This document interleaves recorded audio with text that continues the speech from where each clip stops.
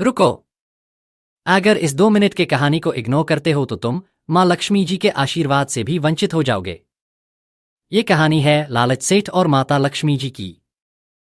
बहुत समय पहले की बात है। सुगंधपुर नामक नगर में एक बहुत अमीर व्यापारी रहता था। नाम था लालच सेठ। धन दौलत, नौकर चाकर सब कुछ था उसके पास, लेकिन एक चीज की कमी थी, दयालुता। सेठ के लिए धन ही सबसे बड़ी शक्ति थी। लालच सेठ पूजा तो करता था, पर केवल धन बढ़ाने के लिए। गरीबों की मदद करना उसे समय की बर्बादी लगता था।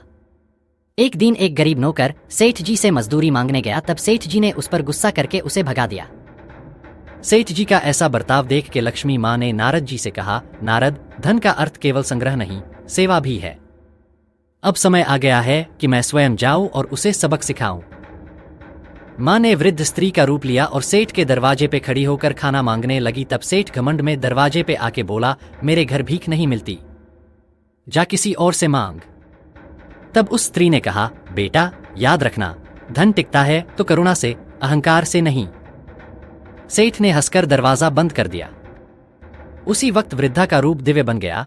वह महालक्ष्मी के रूप में प्रकट हो गई और माता महालक्ष्मी ने क्रोध में सेठ को श्राप दे दिया, सेठ तूने दया को ठुकराया है, अब मैं तेरे घर से चली जाती हूं। जहां घमंड और लालच बसते हैं वहां लक्ष्मी नहीं रहती। इतना कहकर माता अदृश्य हो गई। महालक्ष्मी माता के प्रस्थान के बाद सेठ के जीवन में अंधकार छा गया। उसका व्यापार डूब गया, गहने चोरी हो गए, सब कुछ नष्ट हो गया।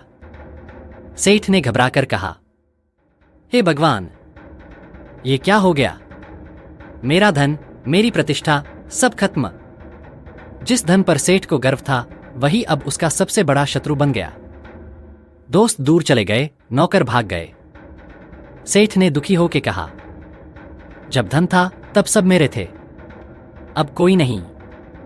एक दिन सेठ मंदिर में फटे कपड़ों में बैठकर रो रहा था और पश्चाताप कर रहा था। उसने कहा, माँ लक्ष्मी, मैंने अहंकार किया, दया छोड़ दी, मुझे माफ कर दो। अब मुझे सिखाओ कि सच्चा धन क्या है।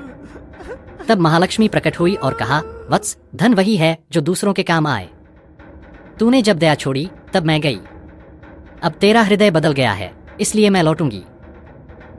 उस दिन के बाद सेठ गरीबों में भोजन बांटने लगा, मंदिर में दीप जलाने लगा, सबसे प्यार से पेश आता।